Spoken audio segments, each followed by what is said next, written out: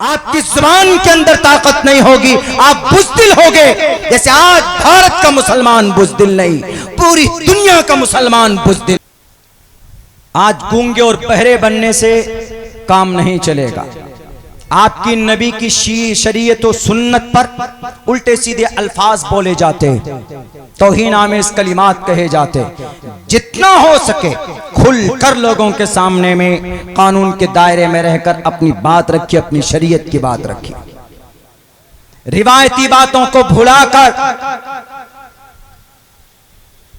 पुराने तरीकों को छोड़कर नए जमाने में नए तरीके की जरूरत पड़ेगी। मैदान में निकलकर नबी पाक अलैहिस्सलातु वस्सलाम के झंडे को, इस्लाम का क्या झंडा है हम लोगों को यह भी नहीं मालूम। मुसलमानों का झंडा, देश का झंडा तो तिरंगा है, मुसलमानों का कौन सा झंडा हम मुसलमानों को यह भी नहीं मालूम। यानी अल्लाह के नबी की जिंदगी में आप अलैहिस्सलाम ने बहुत ज्यादा वुसात और खुशहाल जिंदगी नहीं गुजारी। नबी पाक अलैहिस्सलाम खाने की फरावानी हो, तेल की फरावानी हो, कपड़ों की फरावानी हो, गाड़ी की फरावानी हो, नहीं। आप अलैहिस्सलाम ने पूरी कोशिश की है कि फाके की जिंदगी मोहम्मद रसूलुल्लाह की गुजरे। कि जब मोहम्मद का इंतकाल होता है तो चराग में तेल डालने के लिए वो एक यहूदी से मांगा जाता है, और लेकिन नबी की दीवार पर 9 की 9 तलवार लटकी हुई थी। तो इससे साफ पता चलता है कि आपके नबी लड़ाकू थे, जाबाज थे, लड़ने वाले थे, जिहादी थे, जंगबाज थे। ये अल्फाज इस्तेमाल किए जाते। हम में से बहुत सारे नौजवानों को, हम में से बहुत से मुसलमानों को नहीं मालूम। हम अगर बोल दें हम सिर्फ पीछा छुड़ाने में रह जाते। नहीं, हमारे नबी पाक अलैहिस्सलाम ने जंग नहीं लड़ी। आप अलैहिस्सलातु वस्सलाम ने कहो कि जंग लड़ी। 27 ग़ज़वात में से 9 में जंग की नौबत आई। आप अलैहिस्सलाम जंग में शरीक हुए, लेकिन ये कहो कि नबी पाक अलैहिस्सलाम ने अपने हाथ से किसी इंसान का एक कतरा खून नहीं बहाया। इंसाइक्लोपीडिया ब्रिटानिका उठाकर देखो, दुनिया की सबसे ओल्डेस्ट किताब कही जाती है संस्कृत जुबान के अंदर। पुराण उठाकर देख लो, भविष्य पुराण, कल की पुराण, मत्स्य पुराण, भागवत पुराण उठाकर देख लो। नबी पाक अलैहिस्सलाम ने किसी का भी एक कतरा खून तक नहीं बहाया। नबी ने जंग लड़ी है, ये बात झूठ नहीं है। आप अलैहिस्सलाम जंग लड़ते थे और पीछे नहीं हटते थे। आप अलैहिस्सलाम हर मुश्किल हालात का सामना आपने किया। हम और आप तो नामी मुसलमान हैं, आप सही मुसलमान तो वो थे। इतनी मेहनत और मशक्कत की, इसीलिए अल्लाह तबारक व तआला ने उनको कुरान करीम के अंदर पैगाम दिया, उलाइका हुमुस सादिक़ून उलाइका हुमुल मुफ़्लिहून रज़ियल्लाहु अन्हुम व रज़ू अन। आज हम तो सिर्फ नामी मुसलमान, मेरा नाम अब्दुल्ला अब्दुर्रहमान है। आप कहिए बुज़दिल मत बनिए, लेकिन बताइए ये तरीका आपको आना चाहिए कि दुनिया के लोगों, कभी जरूरत पड़ जाए तो जंग जरूरी हो जाती। अगर आपके नबी पर एतराज करता है, अगर हमारे हिंदू भाई को, सनातन धर्मी भाई को एतराज है, तो उठाइए श्रीमद् भगवत गीता का पहला मंत्र जंग से शुरू होता, जिसके अंदर कहा गया धर्म क्षेत्र कुरुक्षेत्र समवेता योत्सवः मामका पांडवाश्च किम कुरुवत संजयः। कौरव और पांडवों के बीच में लड़ाई हुई थी। कई महीनों तक ये जंग लड़ी गई थी, ये जंग हुई थी और ये युद्ध चला था कई महीने तक। 2 भाइयों के बीच में, 2 खानदान के बीच में लड़ाई हुई थी। बेटा बाप एक है, लेकिन खानदान 2 है। एक तरफ कोरु का खानदान, एक तरफ पांडु का खानदान। श्रीमद् भगवत गीता के शुरू के अंदर में जितने भी श्लोक आप देखेंगे वो सब जंग के ऊपर है। आप कहिए कि मोहम्मद ने जंग लड़ी, फ़क़्तुल मुशरिकीन हैसु वजदतमुहुम परफेक्ट है, लेकिन आम हिंदू के लिए नहीं, आम मुशरिकों के लिए नहीं है, बल्कि उन लोगों के लिए है जो बागी थे, उन लोगों के लिए है जो नबी को मिटाना चाहते थे, उन लोगों के लिए है जो नबी को धोखे से कत्ल करना चाहते थे, उन लोगों के लिए है जो नबी के खिलाफ साजिशें करते थे। ये उन लोगों के लिए, और ये बात तो शास्त्रों में भी बताई गई। रामगिरी महाराज साहब पढ़िए, आपकी किताब में ये बात साफ तौर पर लिखी हुई है। रुद्र वो गिरीवा शरैत पिशाच अब ब्रह्मा द्विशो जही तुवम तूर्य तरुष्यतः, कि अगर कोई शत्रु मिले तो उसका सर तन से जुदा कर दो।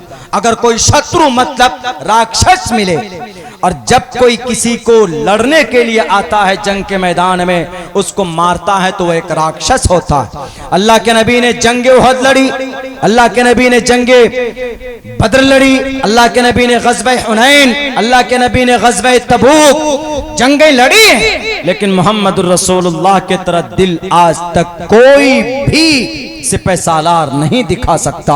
मोहम्मदुर रसूलुल्लाह जंग लड़े, फतेह मक्का के मौके पर 9 तलवार जरूर आप अलैहिस्सलाम के पास थी, लेकिन वो 9 तलवार इंसानों के खून के लिए नहीं थी, बल्कि वो 9 तलवार उन फासिक और उन लुटेरों को सबक सिखाने के लिए जो इंसानियत के दुश्मन थे, जो इंसानों के दुश्मन थे, कि भारत तू हमें बहुत ज्यादा प्यारा है, भारत की जमीन प्यारी है। इसका प्रूफ भी हमने दिया कि नहीं दिया।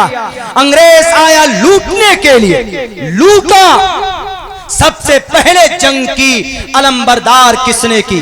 सबसे पहले अंग्रेज के खिलाफ मैदान में कौन आया? 1755 में ना अली वर्दी खान आया मैदान में, उसका नाती 1757 में नवाब सिराजुद्दौला आया मैदान के अंदर में।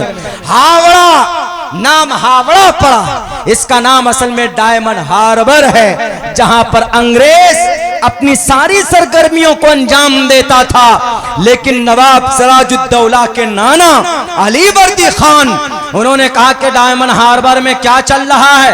कहा कि अंग्रेज इस देश को लूटने के फिराक में, कहा लगाओ तोप, और डायमंड हार्बर को एक तोप से उड़ाकर नाश कर दिया है।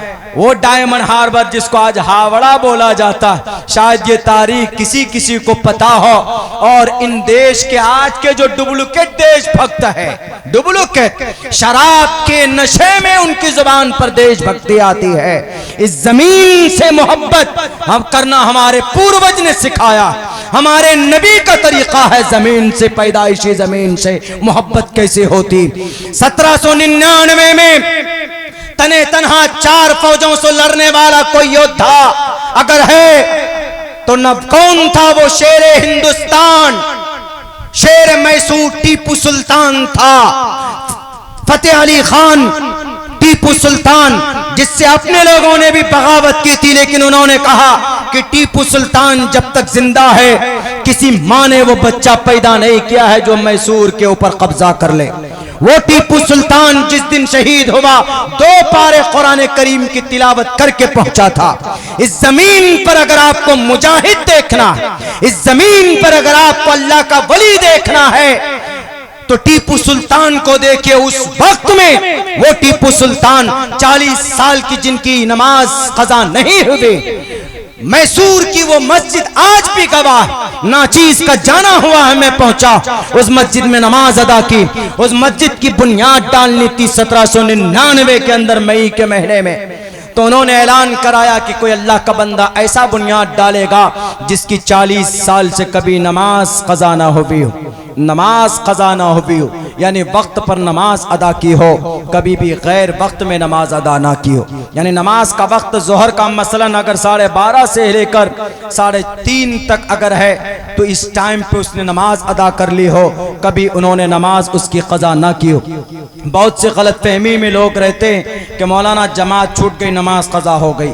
जमात की अलग फजीलत है, आप जमात से नमाज पढ़िए, लेकिन कभी कभी ऐसा होता है किसी काम में मसरूफ थे, जमात नहीं मिल सकी, लेकिन वक्त है, आप वक्त रहते हुए नमाज अदा कर लेंगे तो आपकी नमाज अदा नमाज मानी जाएगी, कज़ा नहीं मानी जाएगी। आप वक्त गुजार कर दूसरे वक्त में पढ़ेंगे तो अब वक्त चला गया, अब जोहर की नमाज असर में पढ़ रहे हैं, इशा में पढ़ रहे हैं, मगरिब में पढ़ रहे हैं, तो वो कज़ा हो जाती। तो ये टीपू सुल्तान ने कहा कि 40 साल तक जिसकी नमाज कज़ा ना हुई हो वो इसकी बुनियाद रखेंगे। उन्होंने सोचा कि कोई अल्लाह का वली आएगा, इनमें से इस मजमे के अंदर में कोई आगे नहीं बढ़ा।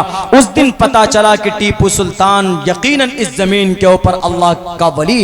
वो आगे बढ़कर उन्होंने मस्जिद की बुनियाद रखी और उनको कहना पड़ा कि भाई इस शर्त शर्त पर आप में से कोई नहीं पूरा उतर रहा है तो नाचीज की 40 साल से कभी भी नमाज इनकी क़ज़ा नहीं हुई। और डेली नमाज से फजर के बाद कुरान करीम के एक पारे की तिलावत की, उन तिलावत का मामूल था टीपू सुल्तान का। मेरे भाइयों, ऐसे ऐसे लोग गुजरे हैं इस दुनिया के अंदर में। आज हैं हम गधे के तरह सोते रहते हैं 10 बजे दिन तक, 8-9 बजे दिन तक सोते रहते हैं। फजर की नमाज तिलावत तो दूर की बात, जो फर्ज है नहीं अदा करते हैं। अल्लाह ने किस लिए पैदा किया? आपके रगों के अंदर, आपके ईमान के अंदर वो ताकत कहां से आएगी जब आप रातों को देर से सोएंगे। सलमान खान, शाहरुख खान आपका रोल मॉडल नहीं है। आपकी आवाज में ताकत नहीं होगी जब तक आप रूहानी एतबार से मजबूत नहीं होंगे। आपकी जुबान के अंदर ताकत नहीं होगी, आप बुज़दिल होगे। जैसे आज भारत का मुसलमान बुज़दिल नहीं, पूरी दुनिया का मुसलमान बुज़दिल है। गजा पट्टी में 6,000 टन बारूद गिराया गया है।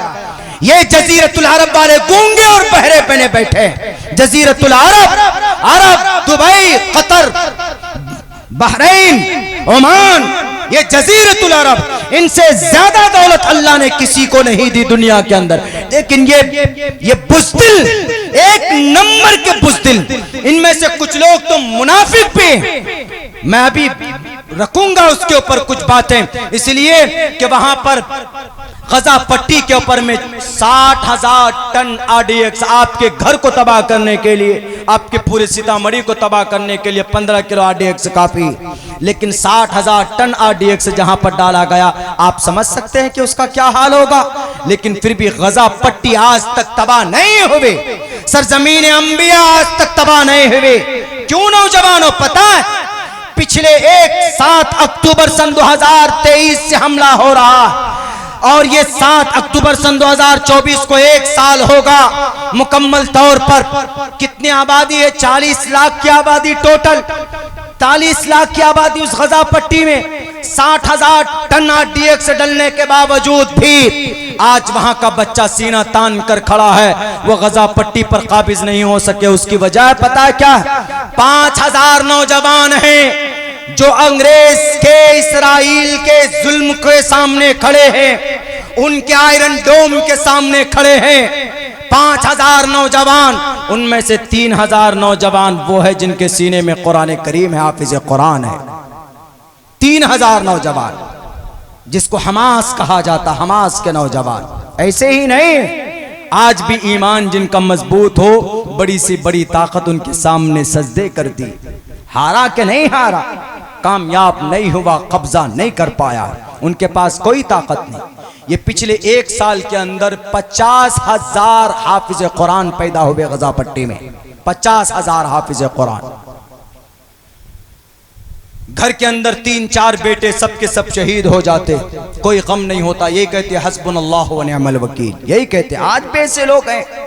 लेकिन ये अरब कंट्री के लोग, जजीरतुल अरब, जहां नबी पाक अलैहिस्सलाम के कदम पड़े, जहां जिब्राइल अमीन आया करते थे, आज ये लोग इनके हाथों बिक गए। एक लफ्ज बोलने के लिए तैयार नहीं।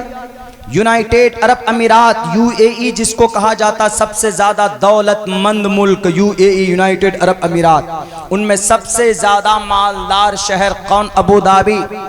अबू धाबी के बीचों बीच, शहर के बीच में 27 एकड़ जमीन दी गई। किसके लिए? बुतखाने के लिए, फ्री में दी गई। किसको? भारत के प्राइम मिनिस्टर को। सन 2018 में मेरी बात हुई थी, बात की थी तो मेरा बायकाट किया था एक समाज ने। मौलाना अब्दुल्ला झूठ बोलते हो। इसी महीने के अप्रैल को उसका बाज़ाब्ता 700 करोड़ रुपए में उस बुतखाने की शुरुआत हुई, उसका उद्घाटन भी हो गया।